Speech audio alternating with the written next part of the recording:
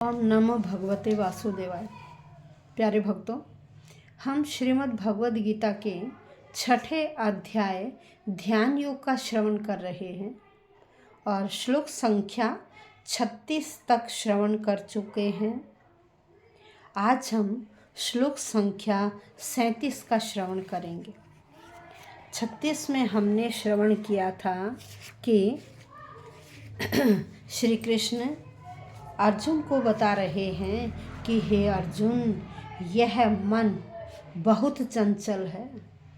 आत्म साक्षात्कार कर पाना बहुत कठिन है। जिन व्यक्तियों ने अपने मन को काबू में कर लिया है, उन्हें आत्म साक्षात्कार करने में कोई कठिनता नहीं आती और ऐसे व्यक्ति के हर कार्य सफल होते हैं। अब श्लोक संख्या 37 में भी इसी प्रकार का बताया गया है कि जो व्यक्ति सांसारिक मोह माया से विचलित हो जाते हैं, वह व्यक्ति आत्म साक्षात्कार नहीं कर पाते, क्योंकि हर वक्त वह सांसारिक जो भौतिक सुख हैं उनमें उलझे रहते हैं। वह भगवान का ध्यान करते ही नहीं हैं। उन्हें केवल और केवल अपने भौतिक सुखों की ही परवाह रहती है। उन्हें भगवान से कोई लेना देना नहीं। इसलिए ऐसे व्यक्ति उस परम साक्षात्कार तक नहीं पहुंच पाते हैं। परम साक्षात्कार करने के लिए व्यक्ति को योग साधना करनी पड़ती है। और योग साधना, देखिए योगी तो बहुत हैं, लेकिन जो ये योग साधना है, जो सांसारिक मोह माया से अपने आप को हटाकर केवल और केवल भगवान की तरफ लगाना, ऐसे योगी साधक बहुत कम होते हैं जो अपनी इंद्रियों को वश में कर पाएं। तो आइए श्लोक संख्या 37। अयतिः श्रद्धयोपेतो योगाच चलित मानसः अप्राप्य योग संसिद्धिं काम गतिम कृष्ण गच्छति। अब देखिए यहाँ अर्जुन कह रहे हैं, अर्जुन कह रहे हैं, क्योंकि अभी तक श्री कृष्ण अर्जुन को समझा रहे हैं। अब बीच बीच में क्या है, अर्जुन पूछ बैठते हैं कि हे श्री कृष्ण, आप तो ऐसे बता रहे हो, यदि ऐसे होगा तो इसका क्या परिणाम मिलेगा। अब यहाँ अर्जुन पूछ रहे हैं अयति होता है असफल योगी, जो योगी सफल नहीं हुआ, जिसका ध्यान सांसारिक मोह माया की तरफ लगा रहता है, ऐसा असफल योगी श्रद्धया, कह रहे श्रद्धा से, उपेत है लगा हुआ, असफल योगी श्रद्धा से लगा हुआ। फिर क्या है, योगात चलित मानस है, जिसका योग से, जो अष्टांग योग के नियम हैं, कह रहे उन नियमों से चलित मानस है, जिसका मन विचलित हो गया है।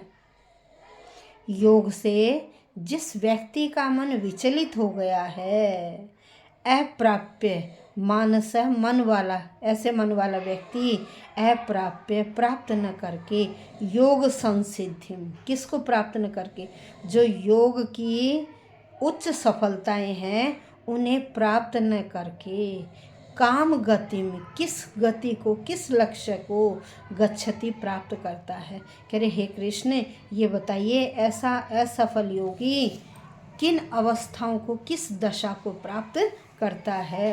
अब अर्जुन ने कहा हे कृष्ण, असफल योगी की गति क्या है, जो शुरू में तो आत्म साक्षात्कार कर लेता है, लेकिन उसके बाद बीच बीच में उसे भौतिक सुख क्या करते हैं, उसके मन को विचलित कर देते हैं, उस योग से हटा देते हैं। ऐसे व्यक्ति को योग सिद्धि प्राप्त नहीं होती। तो ऐसा विचलित व्यक्ति, जिसका मन विचलित हो गया है, ऐसे व्यक्ति योग सिद्धि को प्राप्त नहीं कर पाते। अब श्री कृष्ण क्योंकि अर्जुन ने पूछा है, तो अर्जुन के प्रश्नों का उत्तर तो श्री कृष्ण अवश्य दे रहे हैं। तो यहाँ क्या है, अर्जुन ने जो पूछा है कि हे श्री कृष्ण, मुझे आत्म साक्षात्कार या जो योग का सही रास्ता है, मुझे आप वह सही रास्ता बताइए। आत्म साक्षात्कार का मुख्य नियम क्या है कि ये जो हमारी जीवात्मा है ना, जीवात्मा इस भौतिक शरीर से अलग है। जीवात्मा भौतिक शरीर नहीं है। ये जितने भी सुख हैं ये हमारा शरीर प्राप्त करता है। यह शरीर इन सुखों का अनुभव करता है।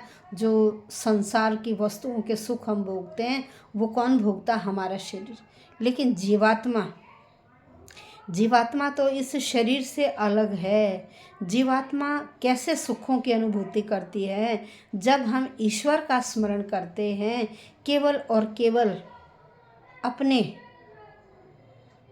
कार्य करते हुए, निष्काम भाव से कार्य करते हुए जो कार्य करते हैं और हमारा ध्यान हमेशा ईश्वर में ही लगा रहता है, उसी को ध्यान में रखकर जब हम कार्य करते हैं तो हमें हर कार्य में सफलता मिलती है। हर कार्य में सफलता मिलती है जब हम किसे निष्काम भाव से काम करते हैं। और निष्काम भाव हमारी बुद्धि कब होती है? निष्काम भाव में जब हमें आत्म साक्षात्कार हो जाए, जब हम उस भगवान और अपने को बिल्कुल एक रूप में देखते हैं, वह होता है आत्म साक्षात्कार। कि न हम भगवान से भिन्न हैं और न ही भगवान हमारे से भिन्न है। ये जीवात्मा और भगवान एक ही हैं। जीवात्मा भगवान का ही अंश है।